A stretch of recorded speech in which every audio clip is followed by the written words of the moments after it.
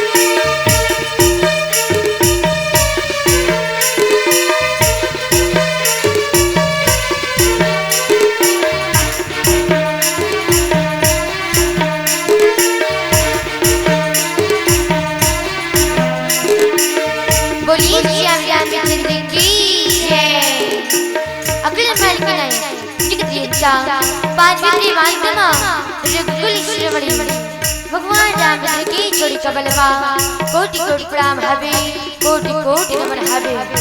धनी धरा सुघर से ये रावा माता के पावन माटी, जी हाँ सुघर से भगवान राम की धरती पे ए मंदाकिनी गंगा बहावत हवे। अभी गंगा में डुबकी लगैया चुप्पो संसमान दाई दादा भाई बहने वो नानी नानी शिकारी बन के जोड़ी कमल में घलत कोटि कोटि प्रणाम हवे। शुगी शुगमा अवैया जबिया चुप्पो प्रशंसा की फूल बंधिया आदरणीय वर संचालिका महोदय जी के जोड़ी कमल में घलत कोटि कोटि नमन हवे। दूध पानी के लगरिया अमर नारायण देवड़ी के जोड़ी कमल में घलत कोटि कोटि नमन हवे।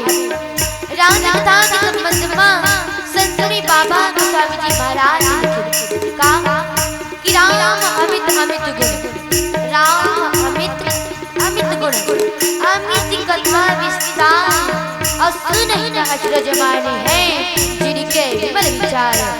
अब एक संत यहाँ तक लिखे का कि संबंध को मशीन करो, लेख सब बनी जाए और धरती सब कागज करा कर हर गुण लिखा न जाए।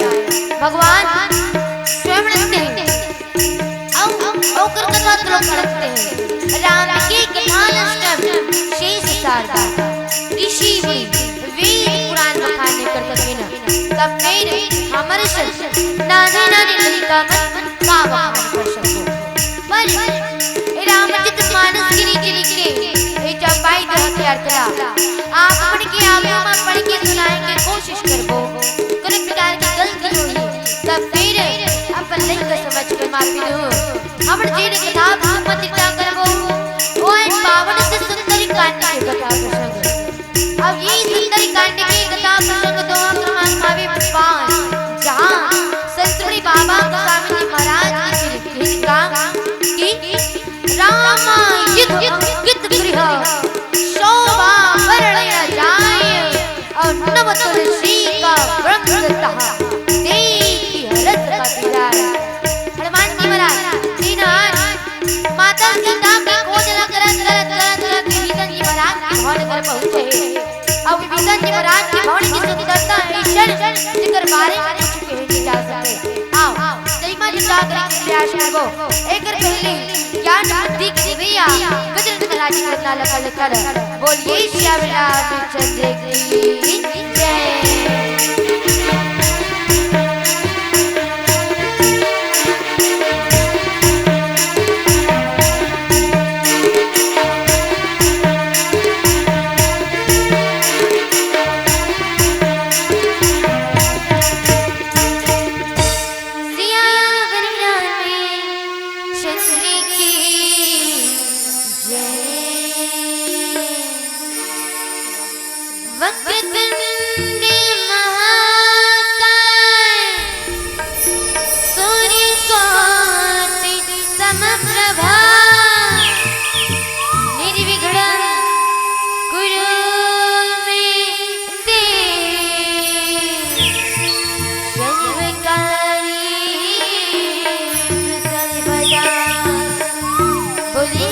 महाराज की जय।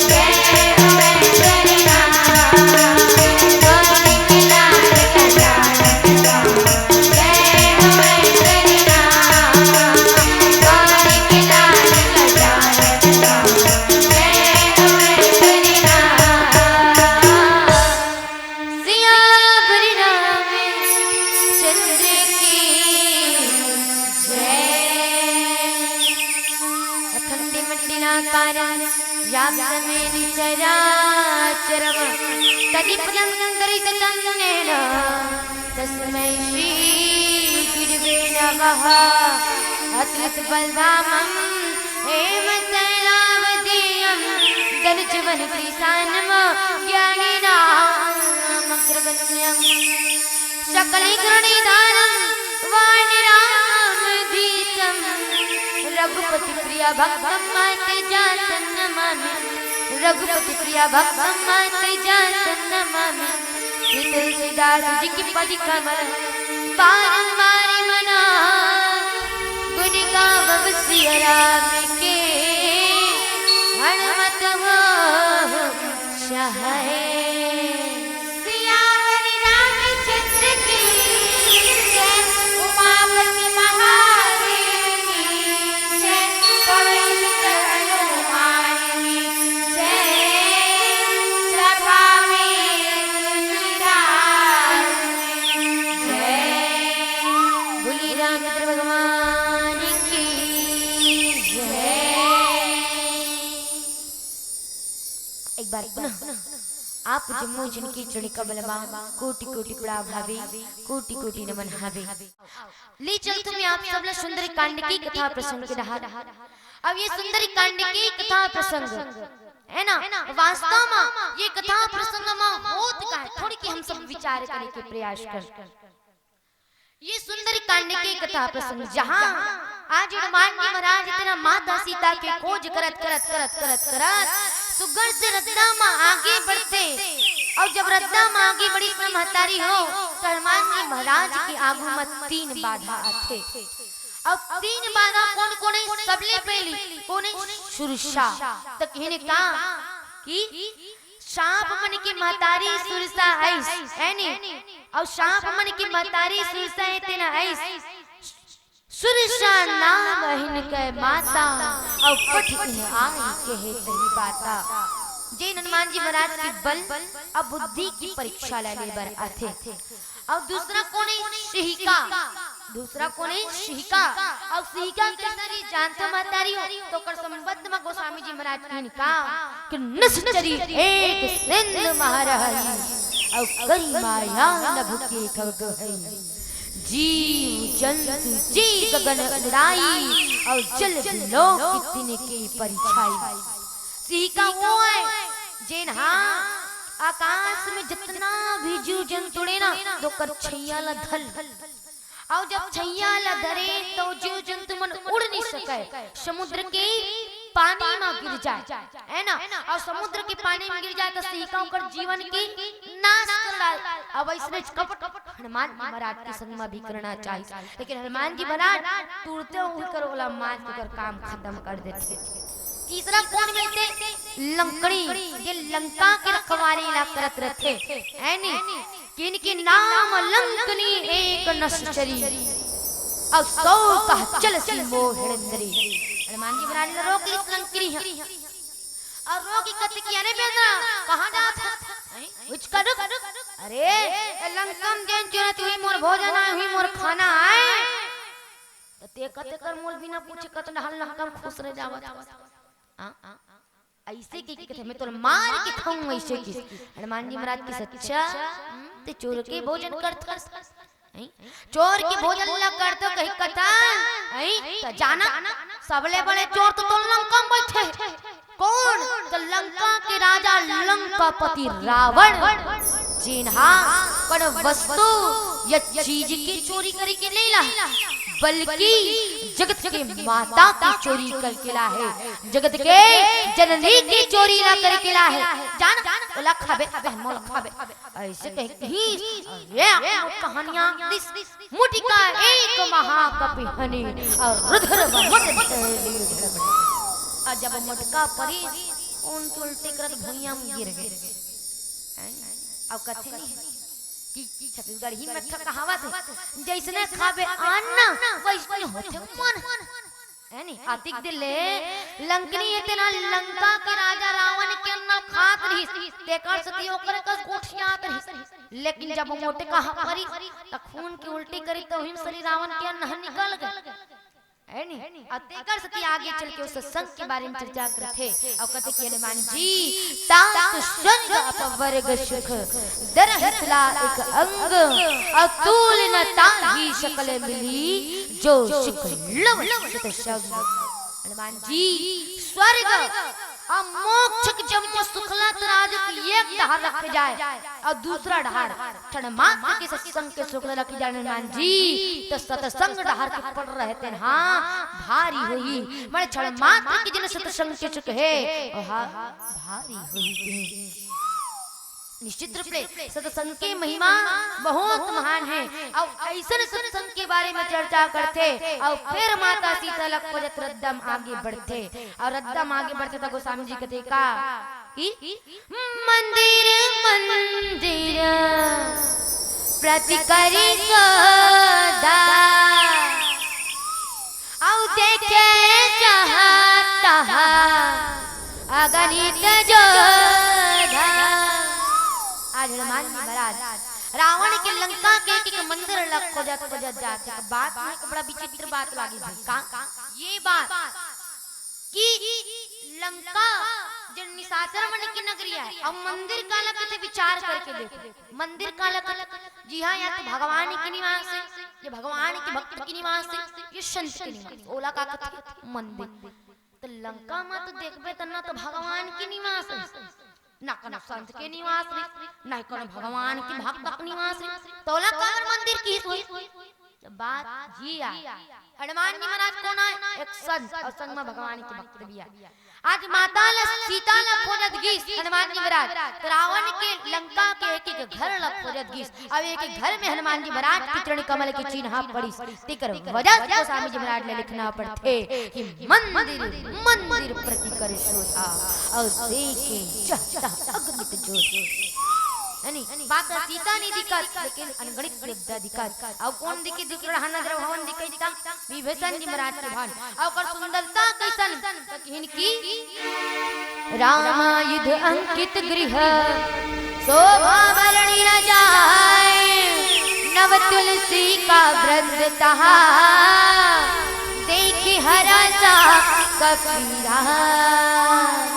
इतना सुंदर ओकर भवन जिया राम जी के धनुष मान के चिन्ह छपा एनी अब देखे जाए नवा नवा तुलसी की चौरा लगे हावे इतना सुंदर ओकर शोभा दिनावे आज हनुमान जी महाराज जब देखी तो ओकर मन प्रसन्न चित्त हो जाते एनी आओ आगे काकी को समझ में चर्चा करबी मत छोट से बतन के बाद बोलिए श्री रामचंद्र की जय। सिया